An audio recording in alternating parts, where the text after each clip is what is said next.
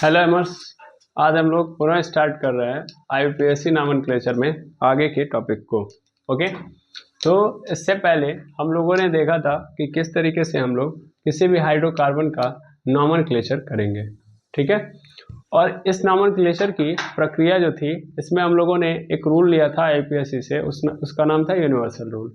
उस universal rule के अंदर 5 चीजें थी, जिसमें था रूट वर्ड, फिर उसके आगे जो लगने वाले थे उनको प्रीफिक्स बोला गया, और उस रूट वर्ड के जो पीछे लगने वाले थे उनको हम लोग सफिक्स बोल रहे थे। अब सफिक्स भी 2 पार्ट में था, प्राइमरी सफिक्स और सेकेंडरी सफिक्स। वैसे ही प्रीफिक्स भी था, वो भी 2 पार्ट्स में था, प्राइमरी प्रीफिक्स और सेकेंडरी प्रीफिक्स। ठीक है, तो हम लोग इससे पहले रूट वर्ड और प्राइमरी प्रीफिक्स के बारे में बात कर चुके हैं। ठीक है, सॉरी, सेकेंडरी प्रीफिक्स के बारे में बात कर चुके हैं।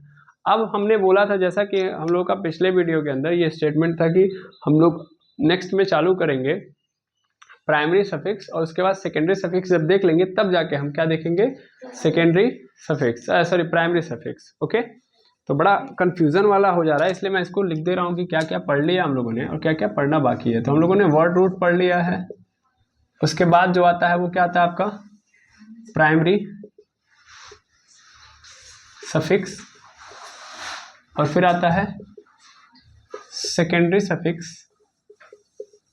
सेकेंडरी सफिक्स इसके पहले अगर हम देखेंगे तो क्या आएगा, तो वो आएगा प्राइमरी प्रीफिक्स,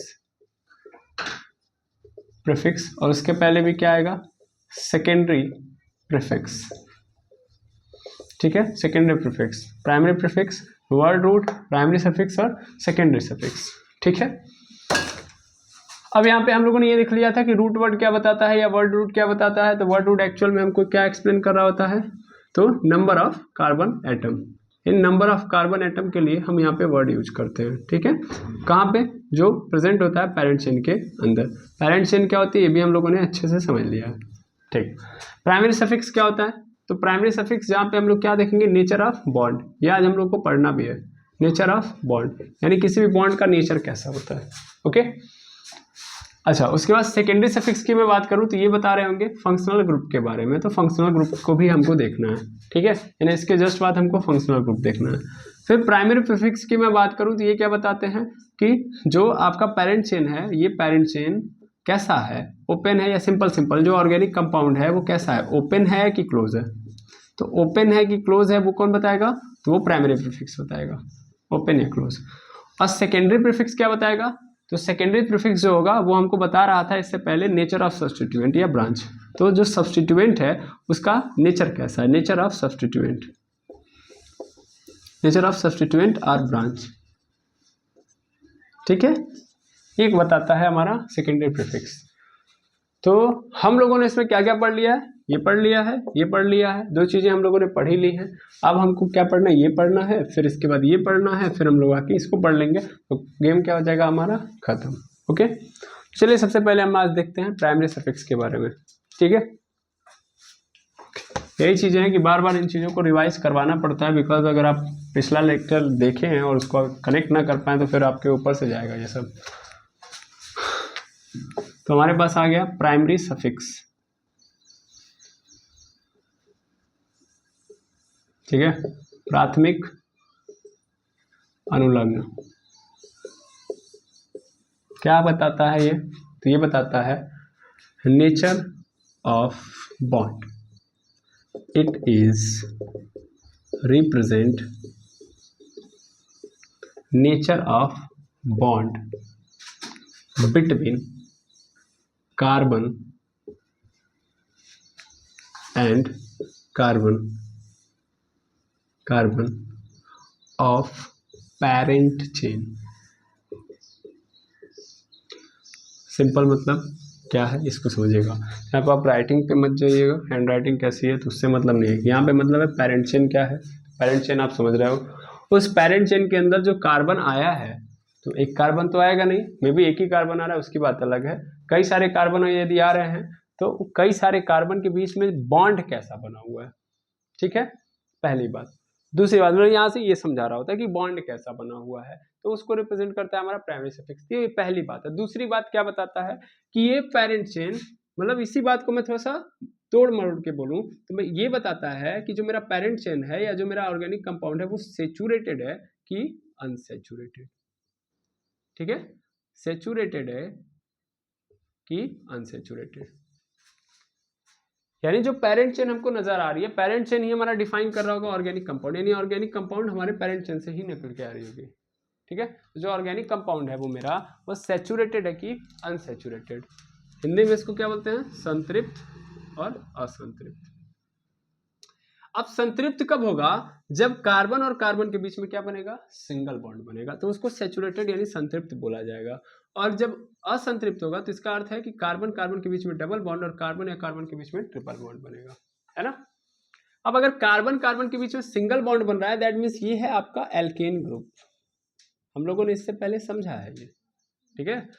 फिर वैसे ही अगर कार्बन कार्बन के बीच में डबल बॉन्ड बना रहा है तो इसका मतलब ये क्या हो गया, एल्कीन ग्रुप। और कार्बन कार्बन के बीच में अगर ट्रिपल बॉन्ड बना रहा है तो वो हो गया alkyne group. Simple, alkene alkyne, alkane alkene alkyne बन गया। अब अगर ये बन गया तो बस इसी चीज को जब तुम पकड़ भी ले रहे हो और समझ भी ले रहे हो तो चीजें अपने आप क्लियर हो जाएंगी। यहाँ पे नेचर ऑफ बॉन्ड का मतलब क्या है, मतलब सिंपल मतलब यही है जो आप देख रहे हो। नेचर ऑफ बॉन्ड से हम यही पता कर पाएंगे कि वो सिंगल है, डबल है या ट्रिपल है। अगर डबल है, ट्रिपल है या क्या बोलते हैं सिंगल है, तो हम यहाँ पे यही कर रहे हैं कि वो एल्केन है, एल्कीन है या एल्काइन है, ये समझना चाह रहे हैं। तो जो मेरा प्राइमरी सफिक्स होता है वो यही बताता है कि वो एल्केन का है कि एल्कीन का है कि एल्काइन का। ओके, अब मान लो पेरेंट चेन के अंदर सभी के सभी सिंगल बॉन्ड से जुड़े हैं तो इसका मतलब एल्केन है। तो हम उनको रिप्रेजेंट कैसे करेंगे, तो सिंपल मतलब है भाई ऐसे यहाँ पे कौन सा हम वर्ड यूज करेंगे, प्राइमरी सफिक्स के लिए क्या होगा, कोई शब्द ही तो होगा। अब शब्द में हम यूज क्या करेंगे, तो देखिए एल्केन से हम क्या निकालेंगे, ए एन ई, एल्कीन से क्या निकालेंगे, ई एन ई, और एल्काइन से क्या निकालेंगे, वाई एन ई। निकाल लो। तो अगर मान लो कोई पेरेंट चेन है, उस पेरेंट चेन के अंदर जितने भी नंबर ऑफ कार्बन है उसको कौन रिप्रेजेंट करेगा, वो तो रूट वर्ड यूज करेगा, मतलब रूट वर्ड होगा। और इसमें हमको क्या जोड़ देना है, अगर मान लो एल्केन का है तो ए एन ई जोड़ देना है। कब, जब मेरा पेरेंट चेन क्या बना रहा होगा, सिंगल बॉन्ड। सिंगल बॉन्ड बनाएगा तो क्या जोड़ देना है, ए एन ई जोड़ देना है पेरेंट चेन के अंदर। दूसरी बात, अगर मान लीजिए पेरेंट चेन मेरा क्या बना रहा है, मैं यहाँ पे डायरेक्ट पीसी डाल रहा हूँ। अगर मान लो वो डबल बॉन्ड बना रहा है, कैसा बना रहा है, डबल बॉन्ड, तो हमको देखना है पीसी के अंदर कितने नंबर ऑफ कार्बन एटम है, उसके रूट वर्ड को पकड़ना है और उसमें क्या जोड़ देना है, ई एन ई। ठीक है, फिर ऐसे ही अगर मान लो मेरा जो पीसी है यानी पेरेंट चेन ट्रिपल बॉन्ड बना रहा है, तो इसका मतलब हमको क्या कर देना है, रूट वर्ड के अंदर क्या जोड़ देना है, वाई एन ई जोड़ देना है। Clear, simple. ठीक है, इतना करना है, इतना करने से हमारा सब काम हो जाएगा और अपने आप चीजें समझ में आ जाएंगी। ठीक है, तुमको पता चल जाएगा कि हमारे हमारा जो ऑर्गेनिक कंपाउंड है उसका नेचर कैसा है। ओके, चलिए इसको हम लोग थोड़ा और अंदर तक गहराई में तब समझ पाएंगे जब हम इसके एग्जाम्पल्स को देखेंगे। ठीक है, तो सबसे इंपॉर्टेंट है इनके एग्जाम्पल्स। अब अगर मैं इनके एग्जाम्पल की बात करूं, देखिएगा एग्जाम्पल क्या है। एग्जाम्पल मतलब प्रैक्टिस कर रहे हैं हम इन चीज़ों को समझने की। जैसे मेरे पास carbon carbon carbon carbon carbon, ठीक है, यहाँ पे ऐसे लिखा गया है सिंगल। ठीक है, तो सबसे पहला काम यही करो कि इसके पेरेंट चेन निकालो। तो पेरेंट चेन यहाँ पे निकालने का अर्थ तभी होता है जब टेढ़ी मेढ़ी सीरीज बनी होती है। यहाँ पे तो जो लिखा है सर वही पेरेंट चेन है, यानी जो चैन है ये अपने आप में ही पेरेंट चेन है, क्योंकि दूसरी कोई चैन बनी नहीं रही है तो हम पेरेंट चेन यहाँ पे क्या देखें। ठीक है ना, ये सिंगल पेरेंट चेन है। अब ये पेरेंट चेन है मेरे पास, तो इस पेरेंट चेन के अंदर कितने कार्बन है, 1 2 3 4 5 6 7 8 9 10, 10 है। 10 का मतलब क्या हो गया, यहाँ पे तुरंत लिख दूंगा डेक। ठीक है, अब क्या सब्स्टिट्यूएंट आए हैं, सब्स्टिट्यूएंट मतलब कोई कार्बन छूटा हुआ है, नहीं छूटा हुआ है। क्या ये क्लोज है, नहीं सर क्लोज भी नहीं है। तो अब हम किस पे जाते हैं, नेचर ऑफ बॉन्ड देखते हैं। नेचर ऑफ बॉन्ड देखेंगे कि इन सबके बीच में कैसा बॉन्डिंग है, सर सिंगल बॉन्डिंग है। सिंगल बॉन्डिंग के लिए हम क्या रिप्रेजेंट करते हैं, ए एन ई। तो क्या कर दिया मैंने, ए एन ई डाल दिया, यहाँ पे क्या डाल दिया, ए एन ई। तो क्या बन गया ये डेकेन, यानी ये जो स्ट्रक्चर है वो किसका है, डेकेन का। ठीक है, बिल्कुल। सपोज कर लो ये ए एन ई था, डेकेन बना दिया तुम लोगों ने। अब इसी को मैं पुनः लेता हूँ, एक दूसरा देखता हूँ, 1 2 3 4 5 6 7 8 9 10, 1 2 3 4 5 6 7 8 9 10। ठीक है, ठीक है, ध्यान दीजिएगा। अब मैंने क्या किया कि यहाँ पे मैंने क्या कर दिया, डबल बॉन्ड डाल दिया। बस इतना किया है। अच्छा, डबल बॉन्ड डालने से क्या हो रहा है भाई, ध्यान देना, तुम लोग को स्ट्रक्चर पढ़ाया गया है। यहाँ पे हम लोग हाइड्रोजन की संख्या कम कर रहे होंगे, बस और कुछ नहीं कर रहे होंगे। यहाँ पे सबके, यहाँ पे 3 होगा, 2 2 2 2 2 2 2 और यहाँ पे 3 ऐसे होगा। जबकि यहाँ पे कितना होगा, यहाँ पे 2 होगा, फिर यहाँ पे कितना होगा, 1 होगा, और बाकी सबके पास 2 और लास्ट वाले के पास 3 हाइड्रोजन, यानी एक हाइड्रोजन कम हो गया, एक बॉन्ड बढ़ गया, इसका मतलब हाइड्रोजन एक क्या हो गया, कम। अब अगर ये आ गया तो फिर देखो कितने नंबर ऑफ कार्बन है सर, 10 है। तो 10 का मतलब पेरेंट चेन तो यही है ना, पेरेंट चेन यही है, तो इसका मतलब डेक हो गया। और ध्यान देना ध्यान देना ध्यान देना, हमको दिख रहा है कि सब सिंगल बॉन्ड से जुड़े हुए हैं, लेकिन यहाँ पे एक अकेला क्या है, डबल बॉन्ड से जुड़ा है। तो एक अकेला डबल बॉन्ड से जुड़े होने का अर्थ क्या है कि अगर कहीं भी पेरेंट चेन के अंदर डबल बॉन्ड आ गया तो ये पूरा का पूरा ऑर्गेनिक कंपाउंड क्या बन जाएगा, अनसेचुरेटेड। और अनसेचुरेटेड है तो कैसा है, डबल बॉन्ड वाला या ट्रिपल बॉन्ड वाला, डबल बॉन्ड वाला। डबल बॉन्ड वाले के लिए हम लोग क्या यूज करते हैं, ENE, तो क्या हो गया, डेकीन। क्या हो गया, डेकीन। क्लियर, समझ में आ गया।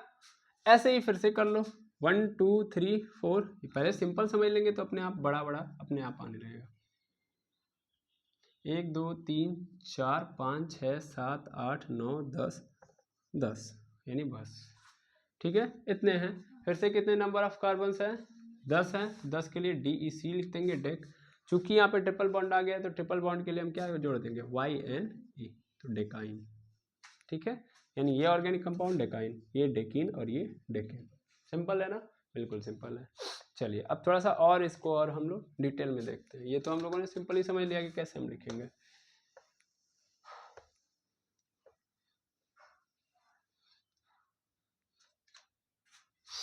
देखिएगा अब और देखें, अगर हम लोग यहाँ पे कार्बन कार्बन कार्बन, बहुत सारे कार्बन हैं, फिर यहाँ भी कार्बन, यहाँ भी कार्बन, यहाँ भी, यहाँ भी, यहाँ भी, यहाँ भी, यहाँ भी, ओके, फिर यहाँ भी एक और यहाँ भी एक, ठीक है। और मैंने क्या किया है, यहाँ पे डबल बॉन्ड लगा दिया है, यहाँ पे क्या लगा दिया है, डबल बॉन्ड। सिंपल मतलब यहाँ पे ये है, हमें ज़्यादा क्रिटिकल नहीं बनाते हैं, अभी एकदम नॉर्मल लेके चलते हैं, ठीक है। ये डबल बॉन्ड कर दिया। अब मुझे सबसे पहला काम क्या करना पड़ेगा, पेरेंट चेन निकालना पड़ेगा। तो पेरेंट चेन इसमें कौन सा होगा, सिंपल मतलब है सर, सीधा वाला तो नहीं है, सीधा वाला तो नहीं है, क्योंकि सीधे वाले में नंबर ऑफ कार्बन क्या है, कम है, तो यानी चेन टेढ़ी वाली ही होगी, ठीक है। और डबल बॉन्ड ट्रिपल बॉन्ड आप याद रखेंगे किसमें आएगा, पेरेंट चेन के अंदर ही आएगा, याद रखेंगे।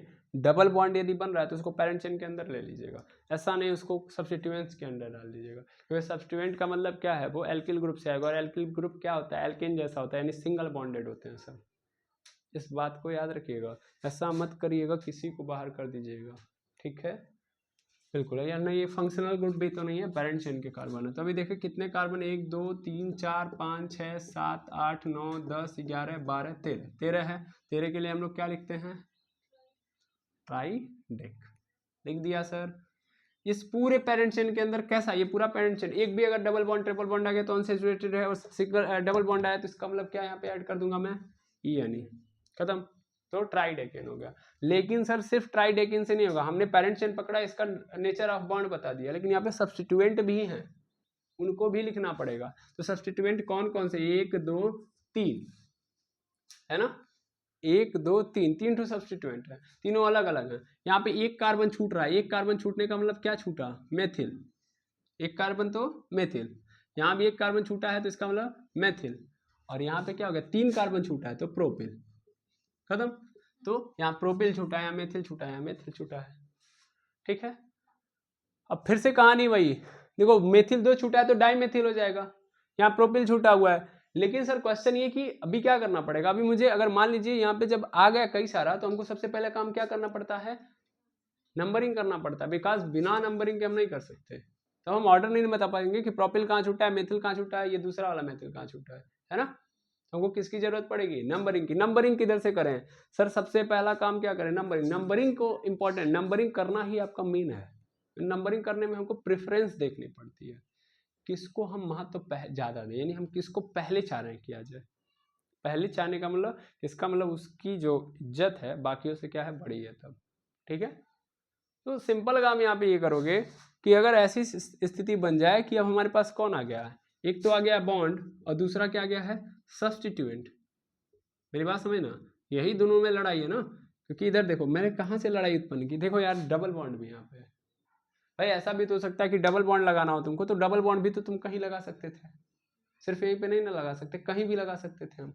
यहीं पे लगा है तो इसके लिए हमको सिस्टमेटिक दिखाना पड़ेगा ना कि बॉन्ड यहाँ पे है, एग्जैक्ट पोजीशन यही है। उसके साथ साथ सब्स्टिट्यूएंट की भी स्थिति दिखानी है, तो नंबरिंग के थ्रू ही हो सकता है। अब बॉन्ड को पहले लेके चले कि सब्स्टिट्यूएंट, यानी हम क्या चाह रहे हैं, किधर से हमारा सब्स्टिट्यूएंट्स पहले आ रहा है कि किधर से हम मतलब उधर से गिने जिधर से बॉन्ड मेरा पहले आ रहा है। फिर से हम किधर से काउंटिंग करें, जिधर से बॉन्ड पहले आ रहा है या जिधर से सब्स्टिट्यूएंट। तो जिसकी इज्जत ज्यादा है उसी को पहले लाना पड़ेगा। कौन इसमें ज्यादा रिस्पेक्टफुल है, तो इसमें रिस्पेक्टफुल ज्यादा कौन है, बॉन्ड। हम बॉन्ड को प्रेफरेंस देंगे, ठीक है, बॉन्ड को प्रेफरेंस देंगे। यानी हम देखेंगे कि बॉन्ड किधर से पहले आ रहा है। अब बॉन्ड किधर से पहले आएगा, इधर से आएगा, नहीं इधर से आएगा सर। तो काउंटिंग किधर से करो, इधर से 1 2 3 4 5 6 7 8 9 10 11 12 13, हाँ 13 ही तो था, ठीक है 13। अब 13 हो गया तो इसका मतलब क्या हो गया कि हमने नंबरिंग कर दी। अब बस एक एक काम करना है। अब काम क्या करना कि ये भी तो बताओ कि बॉन्ड किधर पे आया है। पहली बात तो 2 के बाद ही तो बॉन्ड आया है, यानी ये जो बॉन्ड आया है डबल बॉन्ड वाला वो कितने पे आया है, 2 पे। तो यार जो इन तुमने सटा के लिखा है ना वो सटा के नहीं लिखेंगे, ठीक है। यहाँ पे हम 2 लगाएंगे हाइफन। देखो नंबर और इसके बीच में, किसके बीच में, नंबर और वर्ड के बीच में हाइफन लगाना है। नंबर और वर्ड के बीच में क्या लगाना है, हाइफन। तो ये 2 यहाँ पे देखो वर्ड है, हाइफन लगा दो तब नंबर लिखो। फिर मुझे वर्ड लिखना है तो इसलिए हाइफन लगा दिया और फिर लिखूंगा इन। तो इससे क्लियर हो गया कि सेकेंड पोजीशन पे इन है, इसका मतलब सेकेंड पोजीशन पे डबल बॉन्ड है। ठीक ठीक, तो ये हो गया ट्राइडेकेन, 2 पे इन है, क्लियर। अब आता है सब्स्टिट्यूएंट। तो अब सब्स्टिट्यूएंट को लिखो, इधर मेथिल छूटा, इधर मेथिल छूटा, इधर प्रोपिल छूटा। तो मेथिल किधर पे छूटा है सर, 12 पे, और प्रोपिल। तो पहले ध्यान दो सबसे पहले कौन आएगा, मेथिल आएगा कि प्रोपिल आएगा। एम आता है कि पी आता है, एम आता है, तो इसको एम को लिखना है। और मेथिल 2 बार छूटा है भाई, तो इसका मतलब डाई मेथिल है। और वो कहाँ लिखते हैं, इसके आगे, इसके कहाँ लिखते हैं, आगे। एक सेकेंड रुकेंगे, चलिए आगे देखिएगा। तो 2 मेथिल है, इसका मतलब क्या लिखेंगे, डाई मेथिल। यहाँ पे लिख दीजिए डाई मेथिल। देखिए जगह हमने थोड़ी सी कम कर दी है, इसलिए मैं थोड़ी जगह बढ़ाऊंगा। ट्राइडेक, यहाँ पे मैं लिख दे रहा हूँ ट्राइडेक 2 इन कर दिया। अब इसके आगे मैं लिखूंगा डाई मेथिल। तो डाई मेथिल मतलब डाई मेथिल कहाँ पे, सबसे पहले नंबर लिखो।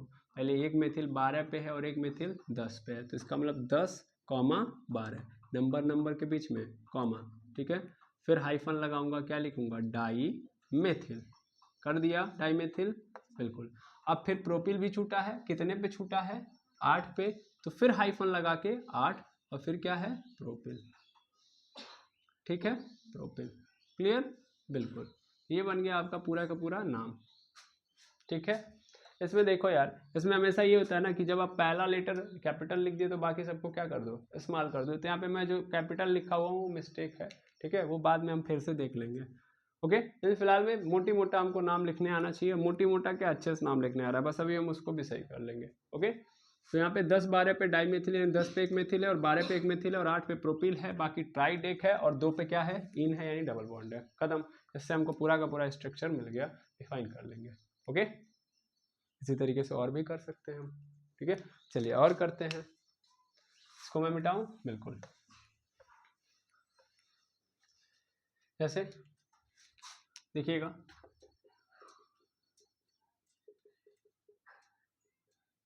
मान लीजिए एक साथ आपके ऑर्गेनिक कंपाउंड के अंदर 2 बॉन्ड आ जाए।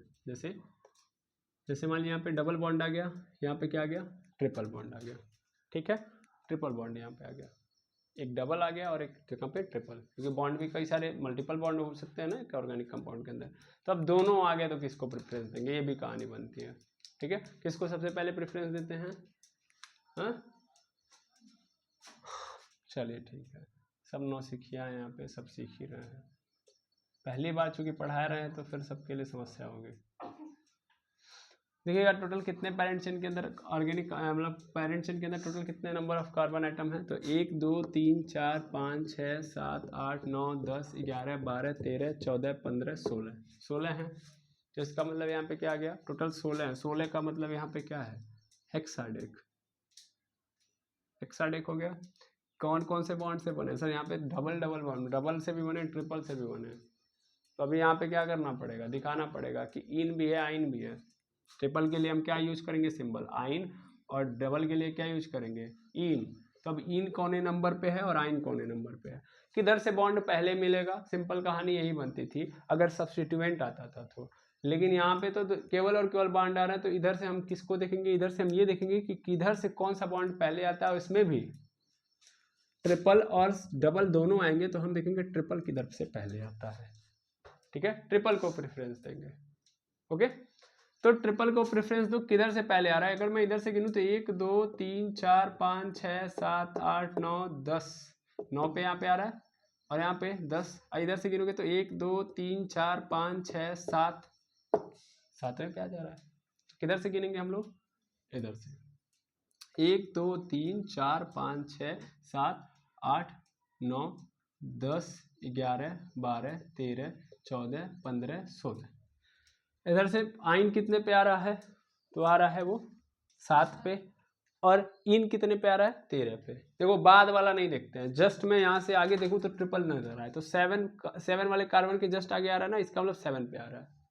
समझा नहीं बात, ऐसा नहीं बोलेंगे कि हम 8 पे आ रहा है, तो 8 के आगे देखोगे तो क्या है, सिंगल बॉन्ड है, वो 8 पे नहीं आ रहा है, वो 7 पे आ रहा है। ठीक है, बिल्कुल। अब आइन और इन में से किसको पहले लिखेंगे, देखो यहाँ पे अल्फाबेटिकल ऑर्डर बहुत इंपॉर्टेंट होता है, क्योंकि दोनों अगर सेम चीजें हैं तो सेम में हम हमेशा क्या करेंगे, जैसे मान लो बॉन्ड है, कई सारे बॉन्ड है, तो उन बॉन्ड में जिसका नाम पहले, मतलब आइन और इन में कौन पहले आता है, इन पहले आता है, इसलिए इनको पहले देखेंगे, मतलब इन को पहले लिखेंगे, आइन को बाद में। ऐसे ही मान लो जब हम सब्स्टिट्यूएंट देख रहे हैं तो कई सारे सब्स्टिट्यूएंट है, तो उसमें भी हम अल्फाबेटिकल ऑर्डर देखेंगे। अल्फाबेटिकल ऑर्डर इंपॉर्टेंट है, किसको हम पहले लिखेंगे, तो अल्फाबेटिकल ऑर्डर के अनुसार जो पहले आ रहा है उसको पहले लिखो। तो यहाँ पे हेक्साडेक के बाद हम देख रहे हैं कि इन पहले आ रहा है, मतलब ई में ई आ रहा है, सॉरी इन में ई पहले आता है, किससे, वाई से, वाइन के वाई से इन का ई पहले आता है। ठीक है, तो इन पहले आता है, इन कितने पे आ रहा है, तो 13 पे आ रहा है, तो हाइफन लगा के पहले 13 लिखेंगे, क्योंकि फिर वर्ड लिखना है तो इसलिए फिर हाइफन लगाएंगे और क्या लिख देंगे, इन। अच्छा, फिर इसके बाद क्या आ रहा है, फिर हमको नंबर लिखना है, क्या लिखना है, 7, और 7 पे क्या मिल रहा है हमको, वाइन। ठीक है, पीने वाला नहीं है ये, तो हेक्साडेक 13 इन और 7 वाइन। ओके, वैसे तो आइन बोलेंगे इसको, ठीक, क्लियर। हिंदी वाले इसको क्या बोलेंगे, आइन। ये हिंदी और इंग्लिश में बहुत ज़्यादा चेंजेस नहीं है, लेकिन हैं, थोड़े बहुत तो हैं। ठीक है, क्लियर। तो इस तरीके से इसका भी आप सिस्टमेटिक वे समझ चुके हैं कि कैसे करना है। तो सब्स्टिट्यूएंट आ जाएगा, बॉन्ड आ जाएंगे, अब आप इसको क्या कर लोगे, अच्छे से डिफाइन कर लोगे। तो प्राइमरी सफिक्स में इतना ही समझना था। देखो हमको जो केसेस लग रहे हैं कि इंपॉर्टेंट है, अकेले अकेले हैं, हमने बता दिए। सब्स्टिट्यूएंट और बॉन्ड आ गया तो भी बता दिया, बॉन्ड बॉन्ड याद आ गया, कई सारे बॉन्ड आ गए तो भी हमने बता दिया। ठीक है, अब ऐसा भी केस मिल सकता है कि आपको एक ही ऑर्गेनिक कंपाउंड के अंदर कई जगहों पे डबल बॉन्ड नजर आ सकते हैं, तो क्या करना है, वो तो और सिंपल है ना, कई बार आ गया तो डाई इन हो गया, मतलब 2 बार आ गया तो डाई इन, 3 बार आ गया तो ट्राई इन, 4 बार आ गया तो टेट्राइन। लगाओ लिखो, क्या दिक्कत है, नंबरिंग डाल देना, इतने इतने पे आ रहा है। ओके, तो आपका हमेशा जो कॉन्सेप्ट होना चाहिए इसी पे बेस्ड होना चाहिए, और माइंडसेट हमेशा यही होना चाहिए। इस माइंडसेट के बिहाफ पे आप चलोगे, चीजें आपकी क्लियर हो जाएंगी। ओके, बाकी हम क्या करेंगे, हम प्रयास करेंगे कि जितना हमने अभी तक पढ़ा है इसके अंदर से जो छोटे मोटे रूल्स निकल के आ रहे हैं, जैसे कि किसको प्रेफरेंस देना है, किसको नहीं देना, तो उसका हम एक लास्ट में क्या करें, समरी निकालें और आपको इजीली मतलब इजी बता पाए कि क्या क्या है। ठीक है, तो फिलहाल में आप प्राइमरी सफिक्स के बारे में अच्छे से समझ गए, तो प्राइमरी सफिक्स समझ लिया, तो हमारा पूरा का पूरा गेम किसके शिफ्ट हो गया, सेकेंडरी सफिक्स पे। तो सेकेंडरी सफिक्स को हम लोग क्या करते हैं, इंट्रोड्यूस करते हैं पहले, क्योंकि आज हम सेकेंडरी सफिक्स को पढ़ नहीं सकते, उसके लिए हमको क्या करना पड़ेगा, सबसे पहले सेकेंडरी सफिक्स के बारे में अच्छे से जानना पड़ेगा, और उसके कितने ग्रुप हैं उनको हम समझ लेंगे, तभी काम बना पाएंगे। ओके, फिलहाल में हम सबसे पहला काम क्या करेंगे, सेकेंडरी सफिक्स के बारे में आज इंट्रोडक्शन लेंगे, और इसको पुट करने के लिए हम लोग नेक्स्ट वीडियो में देखेंगे। मैं ज़्यादा बोलूँगा उससे बढ़िया मैं आपको समझा देता हूँ।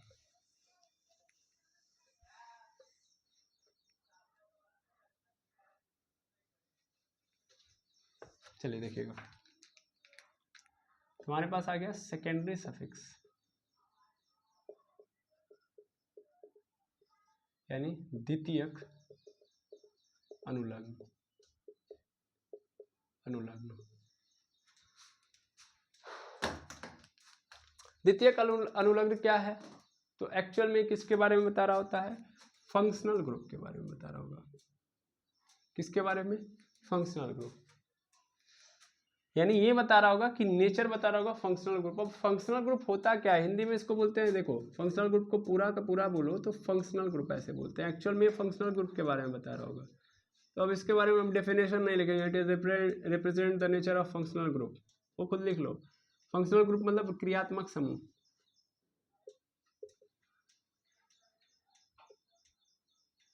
क्या है क्रियात्मक समूह? तो क्रियात्मक समूह के अंदर ये बहुत सारे लोगों का ग्रुप है। बहुत सारे क्या है? ग्रुप में है। ग्रुप में कौन है सर? बहुत सारे एटम्स के गुच्छे जो है ग्रुप में है। बहुत सारे एटम्स के गुच्छे क्या है? ग्रुप में है। और ग्रुप में ऐसे हैं कि अगर ये लोग, देखो ये गुच्छा है, पहली बात तो समझो, 2-4 एटम मिलके आपस में क्या कर लिए? कंबाइंड कर लिए हैं। मतलब मान के चलता हूँ कई सारे एटम हैं, 1 2 3 4, तो ये गुच्छा बन गया। एक गुच्छा, ऐसे बहुत सारे गुच्छों का क्या है? ग्रुप है। सिंपल कहने का मतलब ये है, बहुत सारे गुच्छों का क्या है? यहाँ पे ग्रुप है। यानी फंक्शनल ग्रुप के अंदर बहुत सारे एटम्स के गुच्छों का क्या है? ग्रुप है। पहली बात तो ये समझो। अब ऐसे बहुत सारे ग्रुप हैं, ठीक है। अब ये जो ग्रुप है ये जाके जुड़ेगा हमारे हाइड्रोकार्बन से। हाइड्रोकार्बन से, ठीक है। कौन? ये जो है इन फंक्शनल ग्रुप में से किसी एक एटम का गुच्छा जो बना हुआ है, कई सारे एटम्स का गुच्छा है, जाके वो किससे जुड़ जाएगा? हाइड्रोकार्बन से, ठीक है। कुछ ज़्यादा ही फ्रेंच भाषा में हो गया है। तो HC से जाके जुड़ेगा हमारा ये फंक्शनल ग्रुप। फंक्शनल ग्रुप समझ में आ रहा है ना? फंक्शनल ग्रुप के अंदर बहुत सारे हैं, इनमें से कोई एक जाके क्या कर जाएगा? जुड़ जाएगा हाइड्रोकार्बन से। और जो ही ये जुड़ेगा, इससे होगा क्या कि इस हाइड्रोकार्बन की केमिकल प्रॉपर्टी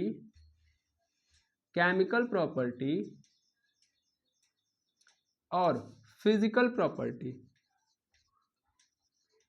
प्रॉपर्टी दोनों प्रॉपर्टी किसके अनुसार हो जाएगी? इस फंक्शनल ग्रुप के अनुसार, ठीक है। किसके अनुसार हो जाएगी? इस फंक्शनल ग्रुप के अनुसार। मतलब क्या है? मतलब ध्यान से फिर से समझो। यानी कोई हाइड्रोकार्बन है, इस हाइड्रोकार्बन के अंदर कौन जुड़ जाता है? तो ये जो एटम्स का गुच्छा है, इस फंक्शनल ग्रुप के अंदर बहुत सारे गुच्छे होते हैं, इसमें से कोई गुच्छा जाके हाइड्रोकार्बन के साथ जुड़ जाता है और उनकी केमिकल प्रॉपर्टी और फिजिकल प्रॉपर्टी किसके अनुसार बना देता है? अपने अनुसार बना देता है। यानी इस हाइड्रोकार्बन की प्रॉपर्टी जो पहले थी वो बिल्कुल क्या हो चुकी है? चेंज हो चुकी है। अब ये पूरी की पूरी प्रॉपर्टी किसके ऊपर डिपेंड कर रही है? इसकी फंक्शनल ग्रुप के ऊपर डिपेंड कर रही है। तो इसी को हम लोग, इसी गुच्छे को हम लोग फंक्शनल ग्रुप बोल रहे हैं। फंक्शनल ग्रुप का अर्थ यही है, क्रियात्मक समूह, क्रिया करने वाला समूह, ठीक है। ये क्रिया करते हैं, रिएक्ट कर जाते हैं और रिएक्ट करने के बाद इस पूरे हाइड्रोकार्बन की स्थिति, प्रॉपर्टी को सब कुछ चेंज कर देते हैं, जैसे अपने वैसे बना देते हैं। ओके, तो किसी हाइड्रोकार्बन के अंदर फंक्शनल ग्रुप का बड़ा इंपॉर्टेंट रोल होता है। एक्चुअल में आप जो ऑर्गेनिक कंपाउंड पढ़ेंगे उसमें ज़्यादातर ऑर्गेनिक कंपाउंड जितने भी पढ़ेंगे उसमें फंक्शनल ग्रुप आएगा ही आएगा, क्योंकि आपने ये पढ़ा हुआ है कि जितने एल्केन है उन सबकी प्रॉपर्टी एक होती है, जितने एल्कीन है उनकी प्रॉपर्टी एक होती है, जितने एल्काइन है उन सबकी प्रॉपर्टी एक होती है, ठीक है। तो अगर आप देखें तो इस तरीके से तो हम देखेंगे तो 3 ही तरीके की चीज़ें ही होनी चाहिए। मतलब जितने भी ऑर्गेनिक कंपाउंड होने चाहिए वो 3 ही प्रकार के होने चाहिए। या तो वो क्या होंगे? एल्केन से जुड़ा रखेंगे, या तो एल्कीन से, या तो वो एल्काइन से। इतने तो ये करेंगे, है ना। लेकिन बहुत सारे फंक्शनल ग्रुप होते हैं और ये फंक्शनल ग्रुप क्या कर देते हैं? उनके प्रॉपर्टी को क्या कर देते हैं? चेंज। तो इसलिए हमारे पास वैरायटी में ऑर्गेनिक कंपाउंड है, अलग अलग प्रॉपर्टी वाले ऑर्गेनिक कंपाउंड है, बिकॉज ऑफ फंक्शनल ग्रुप। तो फंक्शनल ग्रुप क्या करते हैं? आई थिंक आपको समझ में आ गया, ठीक है। अब जब आपने ये समझ लिया कि फंक्शनल ग्रुप क्या करते हैं, यानी इसका अर्थ यहाँ पे ये है कि फंक्शनल ग्रुप बड़ा इंपॉर्टेंट रोल निभाते हैं किसी भी ऑर्गेनिक कंपाउंड के अंदर, ठीक है। अब जो भी ऑर्गेनिक कंपाउंड अपने लाइफ के अंदर यूज कर रहे होंगे 100%, 100% उसके अंदर क्या होगा? फंक्शनल ग्रुप जुड़ा ही होगा। कहने का अर्थ ये नहीं है कि सब में जुड़ा होगा, मैं ये नहीं कह रहा हूँ, लेकिन कहने का अर्थ मेरे यहाँ पे ये है कि ज़्यादातर मैक्सिमम जो आपको नज़र आएंगे वो यही आएंगे। इसका रीज़न क्या है कि आप पर्सनली फील करो कि भाई वैरायटी कहाँ से आएगी। वैरायटी तभी तो आएगी जब प्रॉपर्टी में चेंज आएगा। अगर हम ऐसे देखें तो हाइड्रोकार्बन मात्र 3 ही प्रकार के हमको नजर आएंगे, तो वैरायटी नजर नहीं आ रही है हमको, ठीक है। वो वैरायटी आ ही रही है फंक्शनल ग्रुप के कारण, ठीक है। तो चलिए अब हम बारी बारी देखते हैं कि हमारे सिलेबस के अंदर, सिलेबस हटाते हैं, फंक्शनल ग्रुप कितने होते हैं फिलहाल में, ठीक है। सिलेबस छोड़ते हैं, अभी फिलहाल में ये समझते हैं कि फंक्शनल ग्रुप होते कितने हैं। आज अगर हम ये समझ लेंगे कि फंक्शनल ग्रुप होते कितने, तो फिर हम कल नामकरण करना सीख जाएंगे कि अगर ये फंक्शनल ग्रुप आ रहा है तो कैसे हम उनका नाम करेंगे, मतलब कैसे उसका नाम लिखेंगे, ठीक है। यानी कोई हाइड्रोकार्बन है, उसके अंदर क्या जुड़ा हुआ है, फंक्शनल ग्रुप जुड़ा हुआ है, तो कैसे उसका नामकरण करेंगे वो हम नेक्स्ट वीडियो में देखेंगे। लेकिन फिलहाल में आज का काम ये रहेगा कि हम ये देख लें कि फंक्शनल ग्रुप कितने हमको देखने हैं, ओके। तो मैं क्या कर रहा हूँ, अभी मैं बारी बारी लिखूंगा तो बड़ा टाइम जाएगा, उससे बढ़िया है कि मैं क्या करता हूँ, डायरेक्ट एक चार्ट बना देता हूँ उससे पहले, ताकि आप क्या कर लो, इजीली उसको एक ही बार में समझ लो, ठीक है। इसलिए मैं वीडियो पॉज करूंगा, पॉज करके यहाँ पे क्या करूंगा, फंक्शनल ग्रुप लिख दूंगा, फिर ऑन करूंगा, ओके। चलिए देखिएगा, ये आपके सामने क्या है, पूरा का पूरा फंक्शनल ग्रुप, जिसको हमको क्या करना है, पढ़ना है। टोटल हमारे पास कितने हैं यहाँ पे फिलहाल में, 18 फंक्शनल ग्रुप हैं, ठीक है। और जो मैंने लिखा हुआ है ये फंक्शनल ग्रुप एक्चुअल में एक ऑर्डर के रूप में भी लिखा हुआ है, मतलब बाद में आपको समझाऊंगा। थोड़ा सा पहले हम सबके बारे में चर्चा कर लेते हैं, ठीक है। देखिए सबसे पहला जो आता है वो हमारा एसिड वाला फॉर्मेट होता है, और ये है एसिड वाला। यहाँ पे देखेंगे तो दोनों दोनों एसिड है, कार्बोक्सिलिक एसिड और सल्फोनिक एसिड, ठीक है। याद कैसे करना वो तो बात की बात है, वो याद करा दिया जाएगा। फिलहाल में हम सिंबल्स आज याद करेंगे, जरूरी है ये। तो कार्बोक्सिलिक एसिड मतलब COOH, COOH याद रखेंगे। और COOH आप देखोगे तो ध्यान से क्या है कि COOH में जो C है उसके आगे केवल एक सिंगल बॉन्ड छोड़ा गया है, बाकी इसके आगे नहीं छोड़ा गया है। तो इसका मतलब समझ लेना, इसका मतलब क्या होगा कि एक पूरी सीरीज होगी, पूरी हाइड्रोकार्बन की सीरीज होगी, उसके लास्ट में ये जुड़ेगा, उसके लास्ट में ये जुड़ेगा।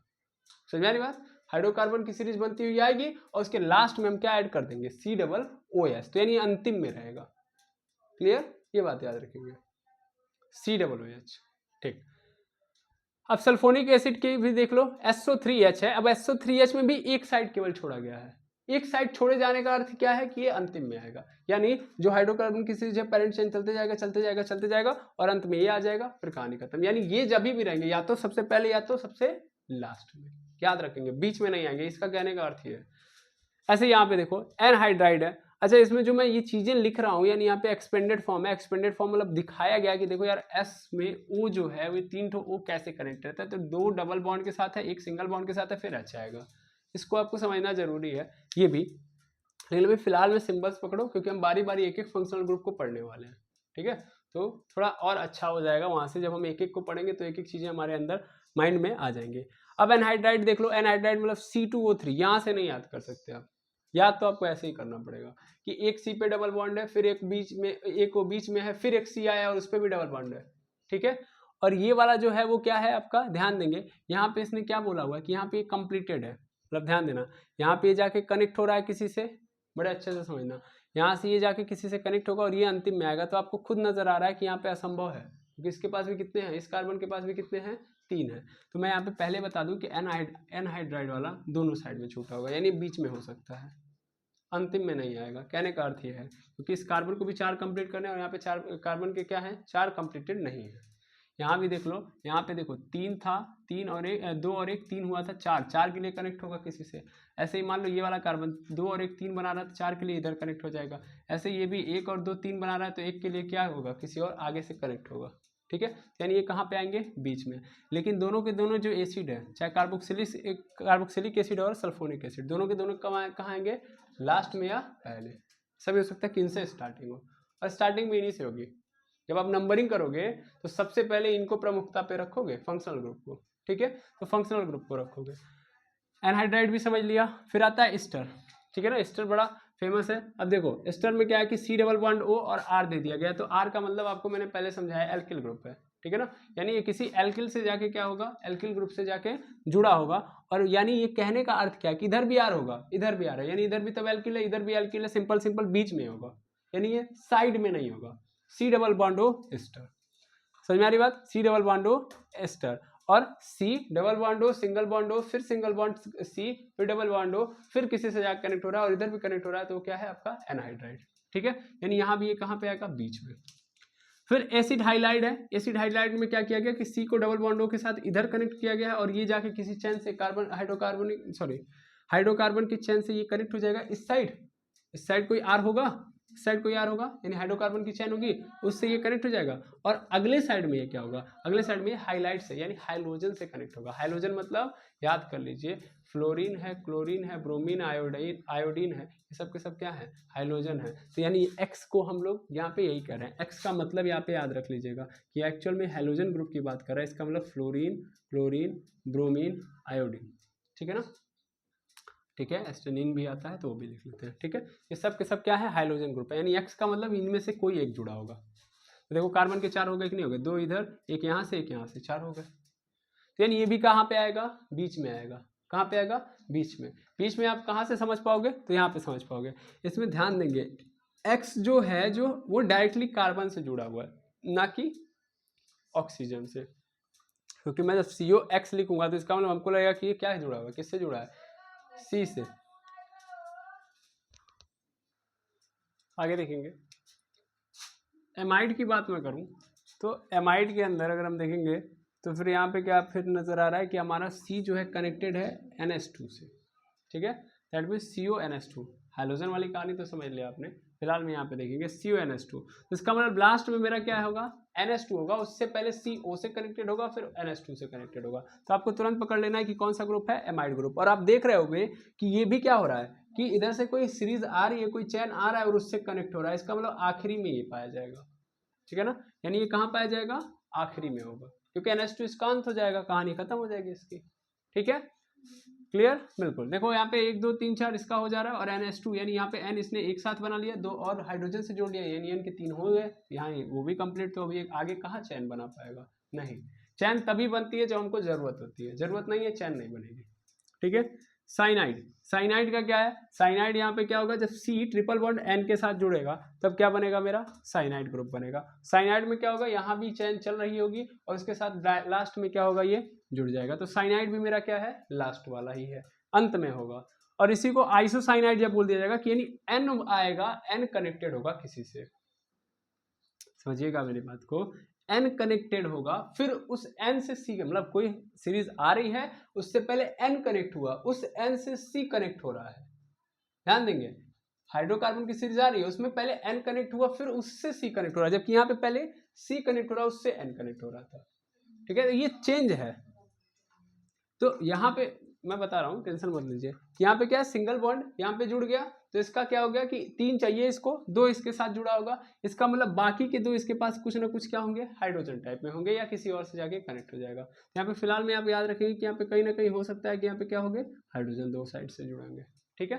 लेकिन ये अंत है इसका भी, ये भी कहाँ होगा, अंतिम में ही होगा, ठीक है। यानी इसके आगे चैन नहीं बढ़ाएगा ये, क्लियर, बिल्कुल। एल्डिहाइड, एल्डिहाइड की बात करोगे तो एल्डिहाइड को आप सभी लोग जानते हो, CHO होता है, और ये भी क्या होता है, अंत में आता है। ये भी कहाँ पे आएगा, अंत में, सबसे लास्ट में होगा, क्योंकि इसका एक ही छोर क्या होगा, एक ही छोर किसी से, यानी हाइड्रोकार्बन किसी से जा रही होगी, लास्ट में जुड़ जाएगा, या इसी से स्टार्ट होगा, क्लियर, बिल्कुल। तो आप लोगों ने इसका समझ लिया, इसमें कौन अंत में जुड़ेगा, कौन किस में जुड़ेगा। अब मैं इसमें ज़्यादा कुछ एक्सप्लेन करूंगा तभी, जब मैं आगे आऊँगा, यानी जब बारी बारी में बात करूंगा तभी हो पाएगा। अब यहाँ पे देखो कीटोन है, तो कीटोन में ये बता रहा है कि देखो यार, चीजें चल रही होंगी और हाइड्रोकार्बन की सीरीज चल रही होगी, इसमें क्या होगा, हाइड्रोजन कार्बन जो है किसी के साथ डबल बॉन्डिंग बनाया होगा, क्योंकि कार्बन को यहाँ पे कितने करने हैं, 4 कंप्लीट करने हैं, तो 2 इसने ऑक्सीजन के साथ कंप्लीट किया और 2 इसने कहीं और से कंप्लीट किए होंगे, ठीक है। तो अगर इसका इस तरीके से है तो ये कीटोन ग्रुप बनाएगा, ठीक है, कीटोन ग्रुप बनाएगा। और यहाँ पे ये ध्यान देंगे कि इधर जब ये जुड़ेगा तो दो लोगों से जुड़ रहा होगा, 2 लोगों से कनेक्ट हो रहा होगा, ठीक है। अब वो 2 कोई भी हो सकते हैं, हो सकता है एक क्या हो आपका हाइड्रोजन हो जाए और एक क्या होगा आपका कोई चैन बन जाए, ठीक है, कोई दिक्कत नहीं। अब ऐसे यहाँ पे देखोगे अल्कोहल, अल्कोहल का बड़ा सिंपल है, लास्ट में देखो, ये भी लास्ट में है, ये भी क्या है, अंत वाला, लास्ट में आपको क्या नजर आएगा, OH, क्या मिलेगा, OH, O के साथ H जुड़ा होगा तो एक बॉन्ड बन गया, और ये किसी हाइड्रोकार्बन के सीरीज के साथ जुड़ जाएगा, तो अल्कोहल ग्रुप हो गया इसका मतलब। ऐसे यहाँ पे देखो थाई अल्कोहल है, तो SH, O के जगह पे बस क्या आ जाएगा, O के जगह पे S आ जाएगा, और वो सिंगली किसी से क्या हो जाएगा, जुड़ जाएगा, ठीक है ना। क्योंकि ऑक्सीजन फैमिली से ही सल्फर आता है, तो ये अपने आप को नॉर्मली ऑक्सीजन जैसा ही दिखाता है कि जैसे ऑक्सीजन कैसा क्या कितना बनाता है 2, तो वैसे S भी बनाता है। लेकिन अगर जस्ट यहाँ पे आ जाओगे तो इसका दूसरा रूप भी आपको नजर आएगा देखने के लिए, ठीक है ना। ये इसका एक्साइटेड स्टेट है जहाँ पे ये चीज़ों को चेंज कर देता है, ठीक है ना, ऑक्सीजन से इधर चला जाता है। तो इसके लिए कंफ्यूज मत होइएगा, यहाँ पे सल्फर जो है ऑक्सीजन की फैमिली से बिलोंग करता है, तो नॉर्मली ये दिखाएगा 2, लेकिन जब एक्साइटेड स्टेट में कर दोगे तो 6 दिखाएगा, ठीक है। अच्छा, थाई अल्कोहल में बस ओके, जहाँ पे एस आ जाएगा। अब एमीन्स की बात करोगे तो एमीन्स देखो यहाँ पे ध्यान से देखो, तो एमीन्स यहाँ पे डबल नजर आ रहा है, यहाँ पे दिख रहा है कि इधर से भी कनेक्ट है, इधर से भी कनेक्टेड है, जबकि यहाँ पे बिल्कुल गलत है, इधर से कनेक्ट होगा ही नहीं एमीन, होगा कनेक्ट, सीधा मतलब है कि नाइट्रोजन का 3 होना चाहिए, एक तो ये हाइड्रोकार्बन की सीरीज से जुड़ गया तो 1 हो गया, और 2 हाइड्रोजन से तो 2 और 1 3 हो गया। तो नाइट्रोजन यानी एमीन्स कहाँ पे होंगे, हमेशा लास्ट में होंगे, ठीक है। ऐसे एल्कीन, एल्कीन तो अभी जस्ट देखा है ना, डबल बॉन्ड वाले को ही एल्कीन बोल रहे हैं हम लोग। तो कार्बन कार्बन के बीच में डबल बॉन्ड बना है और बाकी ये 2 से किसी से जुड़े होंगे, 2 क्या हो सकते हैं आपके, कुछ भी हो सकते हैं, एक कार्बन और एक हाइड्रोजन हो सकता है, या दोनों कार्बन हो सकते हैं, दोनों हाइड्रोजन हो सकते हैं, वो अपने ऊपर निर्भर करता है। एल्काइन में मतलब ट्रिपल बॉन्ड बनेगा, तो देखो एक इधर से जुड़ा होगा और एक इधर से जुड़ा होगा, क्लियर।